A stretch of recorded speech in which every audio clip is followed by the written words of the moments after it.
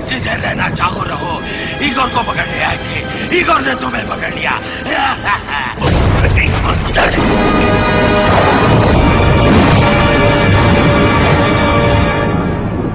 आगे बढ़ो, उठाओ इसे।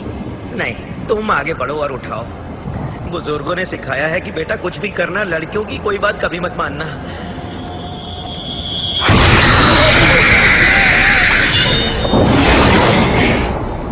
कहीं डर तो नहीं गए? नहीं। तब तो मुझे कुछ ज्यादा ही कोशिश करनी होगी।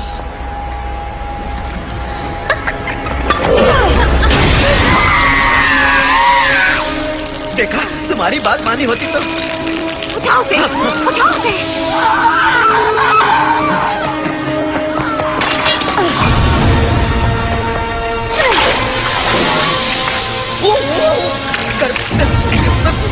जल्दी करो, जाओ। जब तक जाने को ना कहो नहीं जा सकती। जाओ काल, जाओ देखो। क्या अपनी सांसें गिनना शुरू करो आना।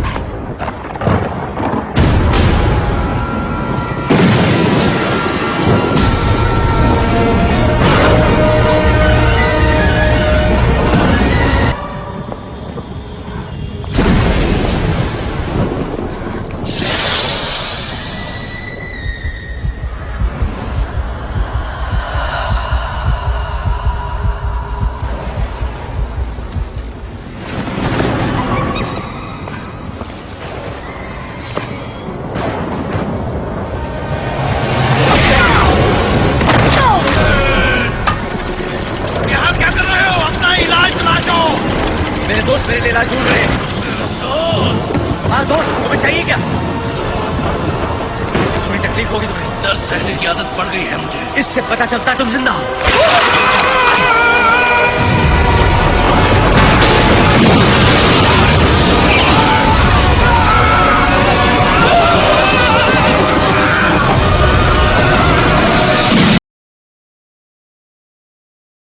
तो यह कहानी शुरू होती जहां पर हम एक डॉक्टर को देखते हैं जो कि ड्रैकुला की हेल्प से एक मरी हुई लाश को जिंदा करता है, यानी कि इसको जिंदा करने में डॉक्टर की साइंस और ड्रैकुला की मैजिकल पावर्स हैं। यह जिंदा होने वाला आदमी बिल्कुल एक मॉन्स्टर है। दूसरी तरफ उस लोकल गांव के लोगों को पता चलता है कि डॉक्टर कुछ ऐसा कर रहा है, इसलिए वो सब लोग उस डॉक्टर और उस मॉन्स्टर को मारने के लिए उस किले की तरफ जा रहे होते हैं। अंदर की तरफ डॉक्टर बहुत खुश होता है कि उसने बहुत अच्छी चीज इन्वेंट की है, लेकिन ड्रैकुला बताता है कि वो उसे अपने मकसद के लिए इस्तेमाल करेगा, यानी कि अपने ऑब्जेक्टिव्स के लिए इस्तेमाल करेगा, जो कि बहुत खतरनाक होने वाले हैं। इस चीज को देखते हुए डॉक्टर ड्रैकुला को रोकने की कोशिश करता है, लेकिन ड्रैकुला रुकने वाला नहीं था और वो उस डॉक्टर को मार देता है। और उसी वक्त वो मॉन्स्टर भी उठ जाता है और अपने बनाने वाले डॉक्टर को उठाकर उस किले से बाहर भागने लगता है।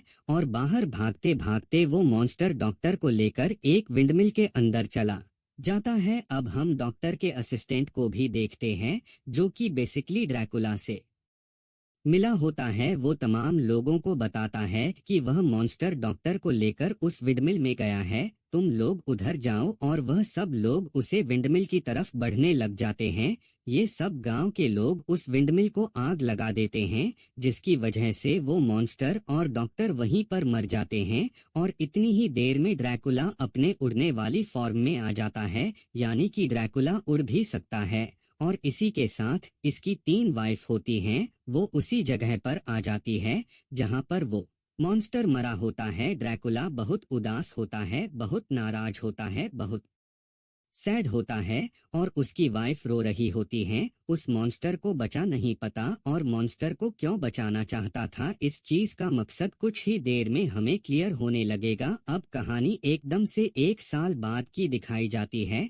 यहाँ पर हम अपने मेन कैरेक्टर वैन हेल्सिंग को देखते हैं जो कि एक मॉन्स्टर स्लेयर है, यानी कि मॉन्स्टर्स को पकड़ता है और उन्हें मारता है। और यहाँ पर वैन हेल्सिंग एक मॉन्स्टर को पकड़ने के लिए आया होता है, लेकिन वो मॉन्स्टर उस पर अटैक करता है। वैन हेल्सिंग भी उससे लड़ता है। खैर, लड़ाई के आखिर में वो मॉन्स्टर बिल्डिंग से गिर के नीचे मारा जाता है और उसको मारने के बाद ये अपने मूल के एक चर्च में वापस आ जाता है। यहाँ पर यह प्रिस्ट से मिलता है, यानी कि पादरी से मिलता है। यह पादरी एक ऐसे ऑब्जेक्टिव पर कम कर रहे होते हैं जिनका मकसद शैतानों को मारना है और वैन हेल्सिंग इन्हीं के लिए काम कर रहा होता है।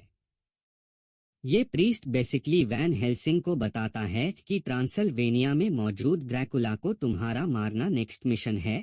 और ये ड्रैकुला बेसिकली तमाम शैतानों का बादशाह है, उनका राजा है। इसके अलावा प्रीस्ट ये भी बताता है कि एक लड़की एना और उसका भाई ट्रांसल्वेनिया में ड्रैकुला को मरने की हर वक्त कोशिश करते रहते हैं, लेकिन वो बहुत बहादुर है, बहुत खतरनाक है। इन लोगों की एफर्ट्स काफी नहीं है, तुम्हें जाके उनकी हेल्प करनी पड़ेगी। और इस लड़की एना का खानदान पिछले 400 साल से ड्रैकुला के खिलाफ लड़ रहे हैं, उसको मारने की कोशिश कर रहे हैं, लेकिन अभी तक कामयाब नहीं हुए। और अब इनके खानदान में सिर्फ एना और उसका भाई ही रह गया है। वैन हेल्सिंग इस ऑब्जेक्टिव को सिलेक्ट कर लेता है और वो इस मिशन के लिए मान जाता है। यहाँ पर वैन हेल्सिंग एक दूसरे प्रीस्ट से मिलता है जो कि उसे डिफरेंट हथियार देता है, डिफरेंट वेपन्स देता है, जिसमें वैन हेल्सिंग को सबसे ज्यादा अच्छी एक क्रॉस वो लगती है, एक तीर की तरह। वैन हेल्सिंग आखिरकार उसे भी माना कर अपने साथ ले जाने के लिए तैयार कर लेता है।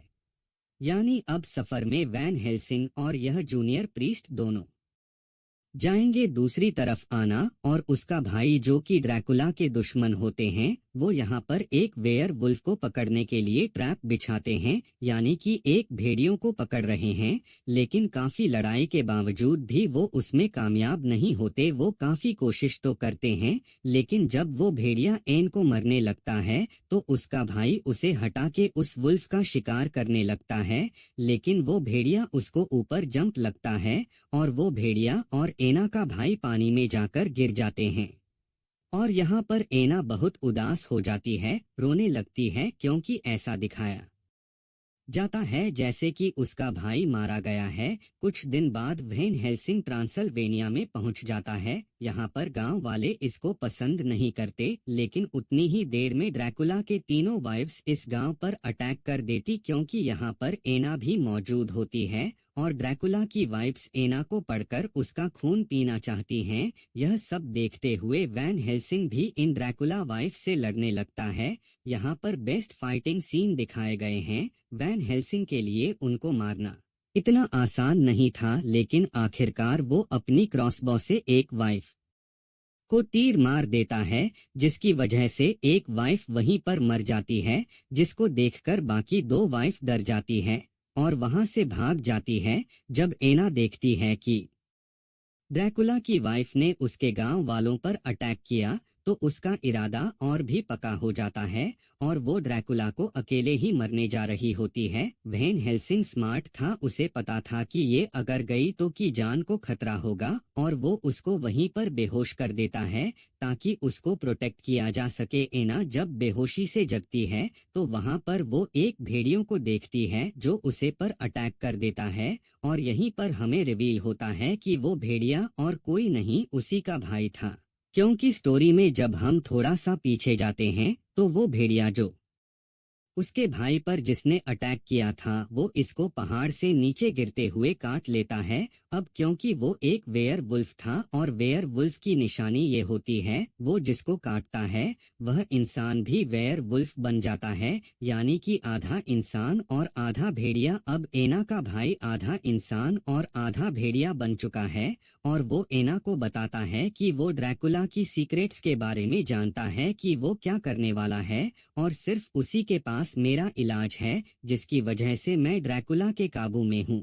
इतनी देर में वैन हेल्सिंग वहां आ जाता है और उसे मरने की कोशिश करता है, लेकिन एना का भाई दोबारा से भेड़िया बन जाता है और वो वहां से भाग जाता है। ये दोनों एन के भाई का पीछा करके एक ऐसी जगह पर पहुंचने हैं जहां पर ड्रैकुला का सीक्रेट रिवील हो जाता है कि वहां पर बहुत ज्यादा एग्स है, जिसकी मदद से ड्रेगहोला अपने हजारों लाखों ऑफ स्प्रिंग्स पैदा करना चाहता है, यानी कि अपने बच्चे पैदा करना चाहता है ताकि उसकी आर्मी बढ़ सके, उसकी जेनरेशन बढ़ सके, और इस मकसद के लिए उसे बहुत ज्यादा हाई एनर्जी चाहिए ताकि वो बच्चे पैदा हो सके। एना के भाई को ड्रैकुला ने अपने काबू में किया हुआ ताकि उसकी बॉडी की एनर्जी से वो अपने बच्चों को जिंदा कर सके, और वो कुछ बच्चों को जिंदा भी कर लेता है, और ये बच्चे जिंदा होते ही गांव की तरफ जाते हैं ताकि लोगों का खून पी सके। दूसरी तरफ यहाँ पर फर्स्ट टाइम वैन हेल्सिंग और ड्रैकुला का आमना सामना होता है,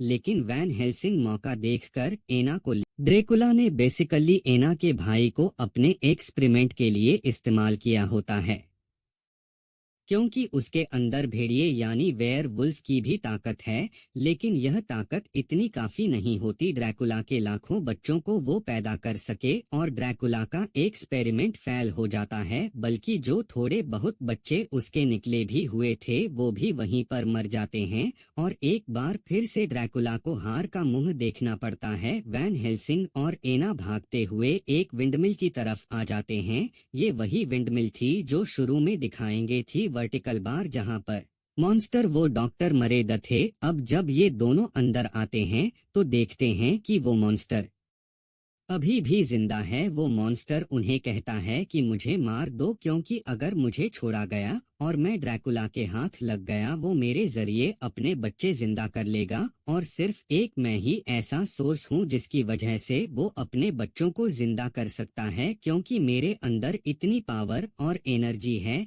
ये ड्रैकुला मेरे अलावा किसी भी और तरीके से अपने बच्चों को जिंदा नहीं कर सकता, तो मुझे मार दो। लेकिन वैन हेल्सिंग उसे नहीं मारता, क्योंकि वो ऑब्जर्व करता है कि यह एक अच्छा मॉन्स्टर है, किसी को नुकसान नहीं पहुंचाना चाहता, और यह अभी भी सेड है क्योंकि इसके फादर को यानी कि उसे साइंटिस्ट को मार दिया गया था, और ये मास्टर उसे अभी भी मिस करता है। इनकी सब बातें वेयर वुल्फ भी सुन रहा होता है, यानी कि एना का भाई ड्रैकुला के लिए काम कर रहा है, तो वो ये सारी बातें जाकर ड्रैकुला को बता देता है कि वो मॉन्स्टर अभी भी जिंदा है, तुम उसे मॉन्स्टर की हेल्प से अपने बच्चों को जिंदा कर सकते हो, लेकिन मुझे ठीक करने का क्योर तुम्हें देना होगा ताकि मैं फिर से इंसान बन सकूं। दूसरी तरफ एना मॉन्स्टर को मारना चाह रही होती है, लेकिन वैन हेल्सिंग उसको रोक देता है। वो कहता है कि मैं इसे अपने मुल्क लेकर जाऊंगा जहां पर यह सेफ रहेगा, और ड्रैकुला इसको अपने एक्सपेरिमेंट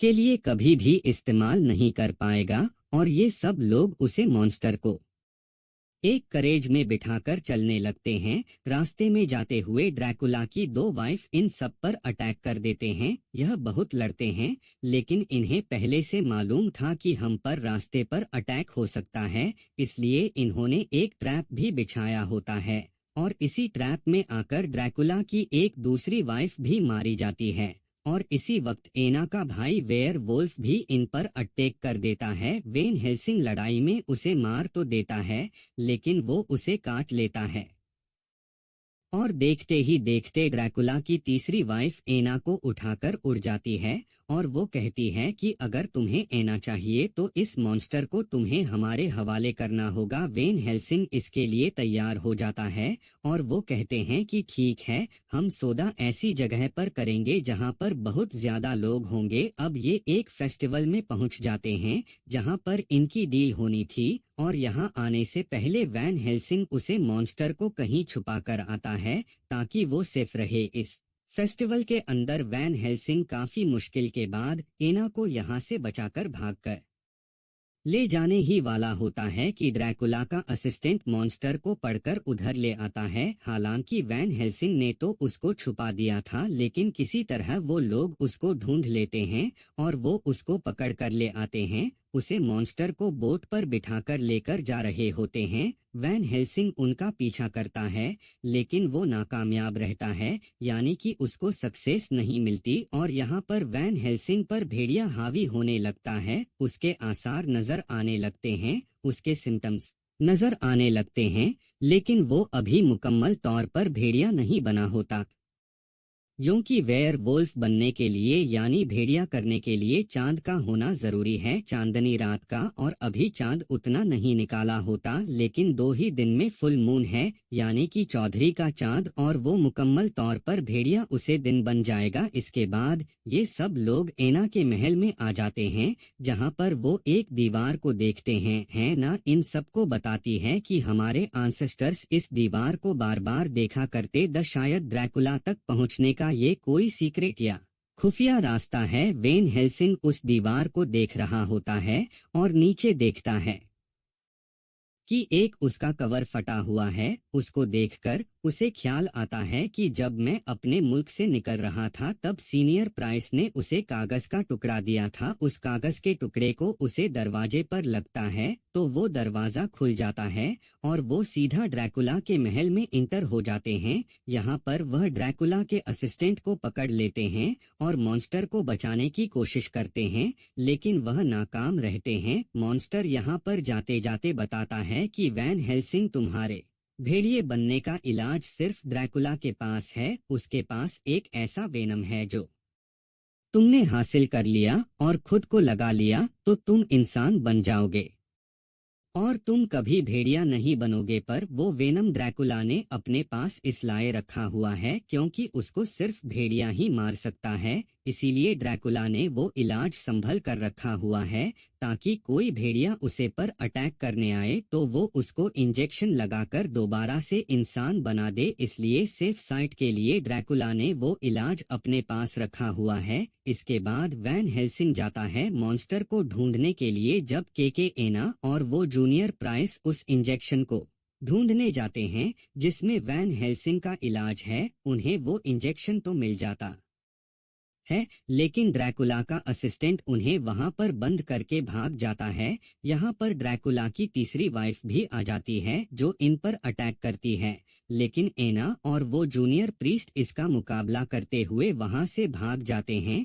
लेकिन ड्रैकुला की वाइफ इतनी आसानी से इनका पीछा नहीं छोड़ती और इन सब के दरमियान लड़ाई जारी रहती है, जबकि दूसरी तरफ मॉन्स्टर पर एक्सपेरिमेंट हो रहा होता है ताकि ड्रैकुला के बच्चों को जगाया जा सके, दोबारा से जिंदा किया जा सके। यहाँ पर वैन हेल्सिंग मॉन्स्टर को छुड़ाने ही वाला होता है कि ड्रैकुला की नजर उस पर पड़ जाती है और वो वैन हेल्सिंग को नीचे गिरा देता है। दूसरी तरफ वो मॉन्स्टर एक बिजली के झटका से आजाद हो जाता है और वो नीचे गिरने लगता है और हम सीधा जाकर ड्रैकुला की वाइफ के ऊपर जाकर गिरता है जो कि एना को तकरीबन मारने ही वाली थी। मॉन्स्टर के ऊपर गिरने से इसकी तीसरी वाइफ भी मारी जाती है। आज पूरे चांद की रात है और वैन हेल्सिंग एक इंसान से एक वेयर वुल्फ बन जाता है यानी कि भेड़िया बन जाता है, जो दिखने में काफी डरावना और बहुत ताकतवर है। वेन हेल्सिंग भेड़िया की शक्ल में ड्रैकुला से लड़ने लगता है।